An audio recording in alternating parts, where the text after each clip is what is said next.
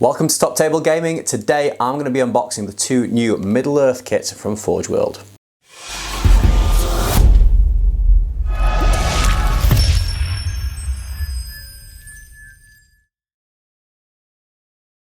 Hey guys, welcome to Top Table Gaming. You're here with your host Top Table Ben, and as I said in the intro, today I am going to be unboxing two brand new kits for Middle-earth SBG from Forge World. So first up we have got Grishnakh and Snaga.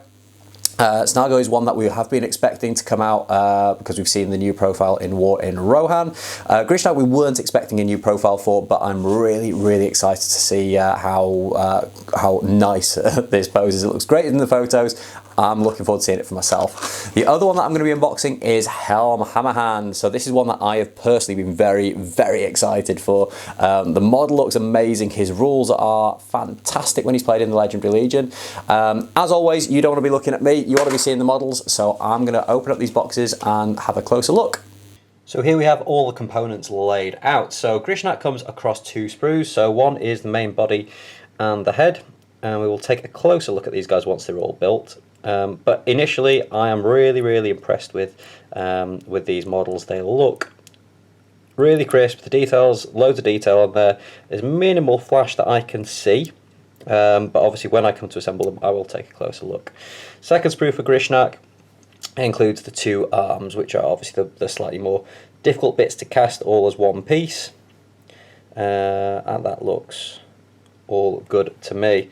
Next up is Snaga. And this comes in slightly more pieces than Grishnakh, so there is a part to cover the buttock area there. There is a little piece that will slot into the back, which includes some spikes. There's the two arms that are missing, and obviously the head as well.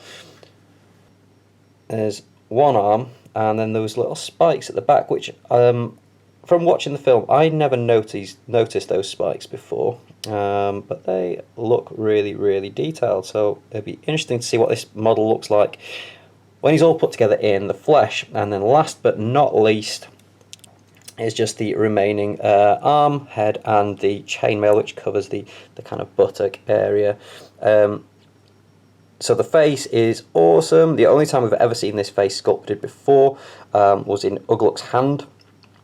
Other than that, we have never seen a model of this guy before. We've got that kind of customary little knife there. And what I love about this is you can actually see the notches in. The notches have already been kind of built into and sculpted into the model, which is fantastic. And just fantastic.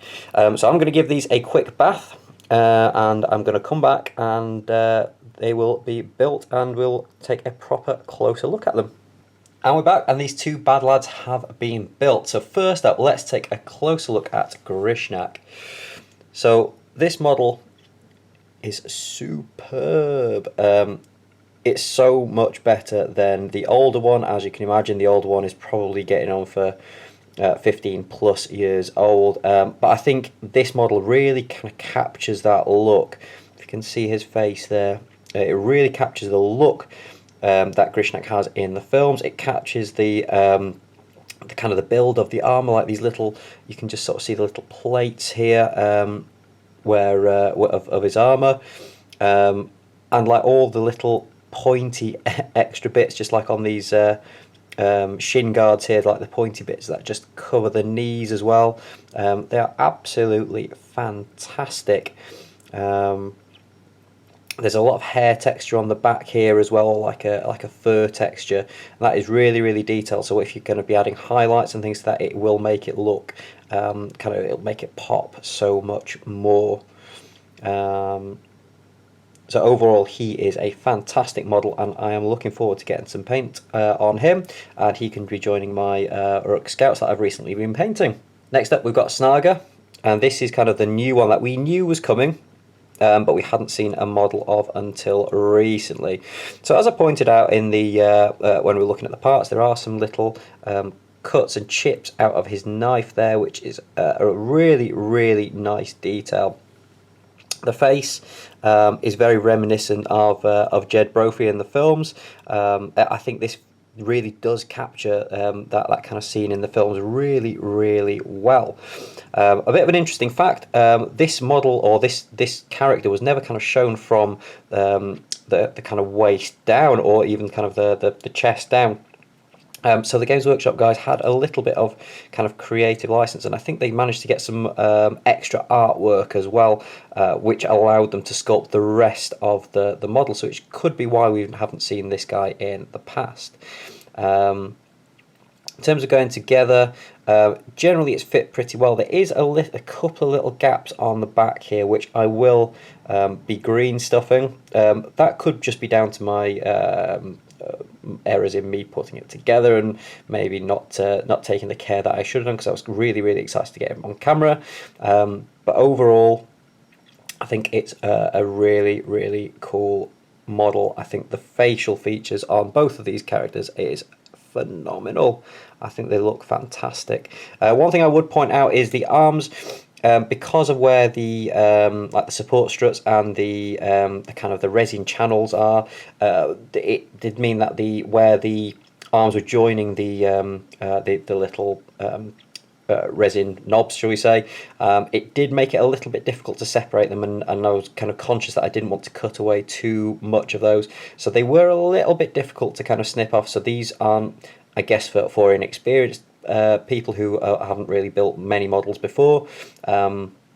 But other than that, they were great to put together. Next up, we have Helm Hammerhand, and this is one that I'm really, really excited about. Now, the first thing that struck me when I got all the bits out of the packaging is that the horse now comes in 2 parts. Now, this is something that is quite sort of reminiscent of some of the old metal horses. Now, today, a lot of the molds tend to be you stick on kind of individual legs rather than kind of gluing the 2 halves of the horse together.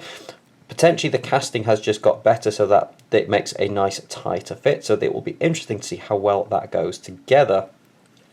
There is another part to the horse, which is just the tail, which it looks like it just slots in to a point just on the rear of the horse, but that remains to be seen.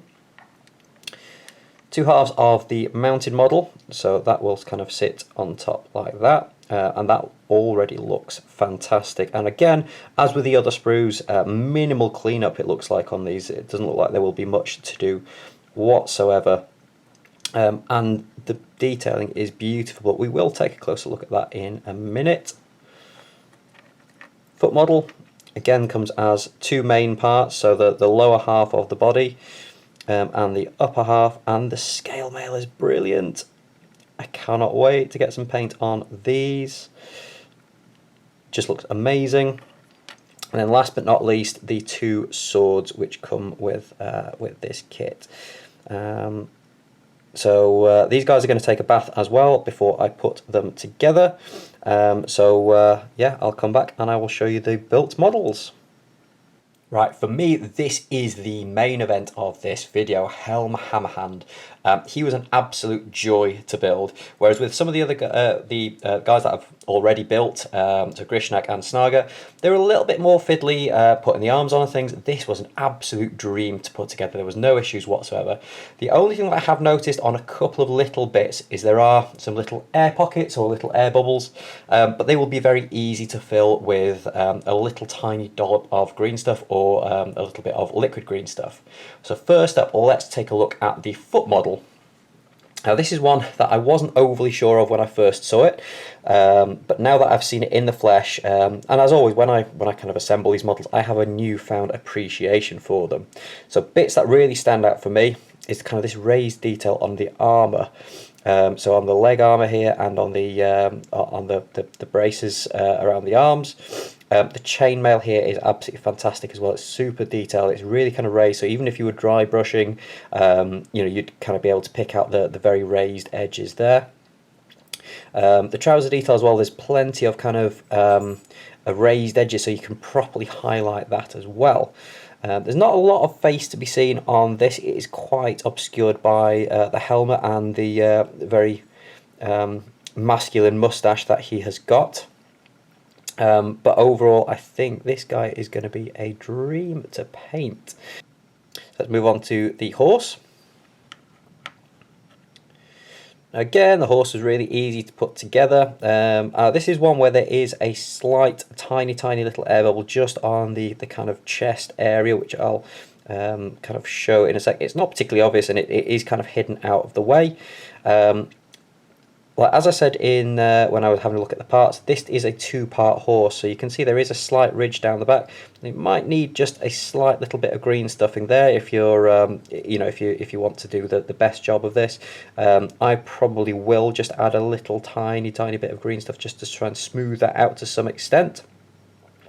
But the air bubble is just kind of underneath here, but you can't really see it as such. Without it kind of being, without you holding it at a certain angle, but yeah, it doesn't really make any difference to how this horse looks overall. I really like the head armor on this as well. It's slightly different to all the other Rohirrim. It looks more like a leather armor rather than it being like a chainmail armor. And I love this kind of armored horse detail on him as well. Now on to mounted Helm himself. Now again, this has got much the same sort of detailing as the foot model. So you can see, like on the braces, there is some raised detail just there. And on the shin guards there as well.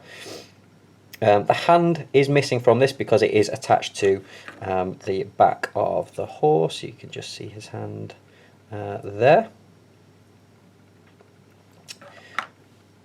But yeah, as with the model, the foot model as well, the face is fairly obscured, so there's not a huge amount of detail to kind of pick out on the face there. And then just another couple of like tiny little air bubbles. You can just see one here on the cloak.